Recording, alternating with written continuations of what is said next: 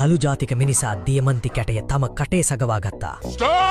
පරීක්ෂකවරයා කළු ජාතික මිනිසා වෙත පැමිණියා. ඒක මට දීපන්. සොලමන් මෙම සිදුවීමෙන් දැඩි ලෙස බයටපත් වුණා. මන්ද මීට සුළු මොහොතකට පෙර ඔහුට විශාල රෝස පැහැති දියමන්තියක් හමු වී තිබුණා. සොලමන් එම රෝස දියමන්තිය තමන්ගේ පාදයේ ඇඟිලි අතර සගවා ගත්තා. පසුව ඔහු වැසිකිළියට යන මුවාවෙන් පතල් ප්‍රදේශයෙන් ඉවතට ගියා. නතර වෙයන්. පරීක්ෂකවරයා ළඟට ඇවිත් සොලමන්ව හොඳින් පරීක්ෂා කළා. සොලමන් කෙසේ හෝ සංසුම්ව සිටමින් පරීක්ෂාවට සහයෝග දැක්වුවා. සැකකටයුතු කිසිවක් හමු නොවී බැවින් පරීක්ෂකවරයාට සොලමන්ට යන්නට හැරීමට සිදු වුණා. සොලමන් පඳුරක් අසට ගියා. ඔහු ඉතා පරිස්සමින් පා ඇඟිලි අතර තිබූ රෝස දියමන්තිය එළියට ගත්තා. පසුව එය රෙදි කැබැල්ලට ඔතා පස් අතර වල දැමීමට සූදානම් වුණා. ඒක මට දීපන්. සොලමන් දියමන්තිය ලබා දීමට ආසන්න වන විටම රජයේ හමුදාවන් හදිසියෙම කඩා වැදුණා. සොලමන් ඉක්මනින්ම කැරලිකරුවාගේ සිරුරෙන් කටුපිහිය උදුගා ගත්තා. පසුව ඔහු එලිමහන ප්‍රදේශයකට ගොස් ඉක්මනින් දියමන්තිය වල දැම්මුවා. ඔහු එය සගවා අවසන් වූ වාහම රජයේ හමුදාව වට කළා. පතල් ප්‍රදේශයේ සිටි සෑම දිනාවම අත්අඩංගුවට ගනු ලැබුවා. ඔවුන්ව සිරගෙහෙක සිරකර තබන්න ලැබී. තුවාල ලැබූ පරීක්ෂකවරයාද සිරගත කරනු ලැබුවා. කෝ දියමන්තිය?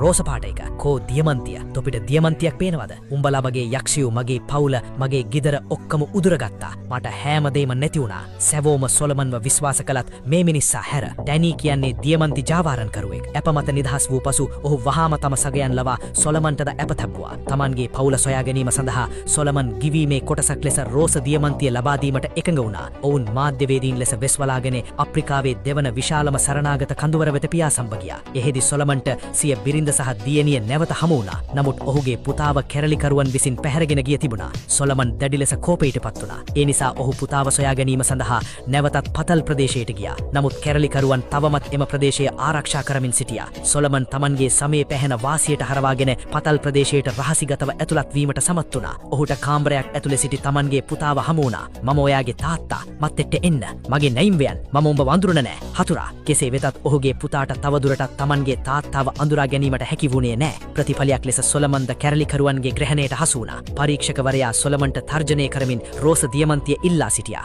හදිසියේම සන්නද්ධ හෙලිකොප්ටරයක් පැමිණ පතල් ප්‍රදේශයට ප්‍රහාර එල්ල කිරීමට පටන් ගත්තා. සොලමන් එම අවස්ථාවෙන් ප්‍රයෝජනයගෙන පරීක්ෂකවරයාට පහර දී සිහිනෙසු කළා. රජයේ හමුදාවන්ටද රෝස දියමන්තිය අවශ්‍ය වී ඇති බව පෙනවී ගියා. සොලමන්ට වෙනත් විකල්පයක් නොතිබී නිසා ඔවුන්ව දියමන්තිය සගවා තිබිච්ච ස්ථානයට කැඳවාගෙන ගියා. සොලමන් රෝස දියමන්තිය හාරා ගැනීමට ආසන්න වන විටම ඩැනී හදිසියේම ප්‍රහාරයක් එල්ල කළා. සොල්දාදුන් සියලු දෙනාවම මෙල්ල කිරීමට දෙදෙනා එක්ව කටයුතු කළා. නමුත් ඩැනීටද තුවාල සිදු වුණා. වැඩි වේලාවක් යන්නට මත්තෙන් ගුවන් යානයක් ඔවුන් ඉහළින් පියාසම්බ ගියා. තමන්ට බේරීමට මගක් නැති බව තේරුම් ගත ඩැනී රෝස දියමන්තිය දෙස අවසන් වරටම බලා එය සොලමන්ට බහර දුන්නා. ඔයාගේ පුතාව ගෙදර එක්කන් යන්න. සොලමන් පිටත්ව ගියා. ඩැනී සදාකාලයටම එතන නැතර වුණා. මාසයක් පසුව සොලමන් ජාත්‍යන්තර අධිකරණයේ හමුවේ පෙනී සිටියා. ඔහු අප්‍රිකාවේ ලේ දියමන්ති පිළිබඳ සත්‍ය ලෝකයට හෙළිදර කළා.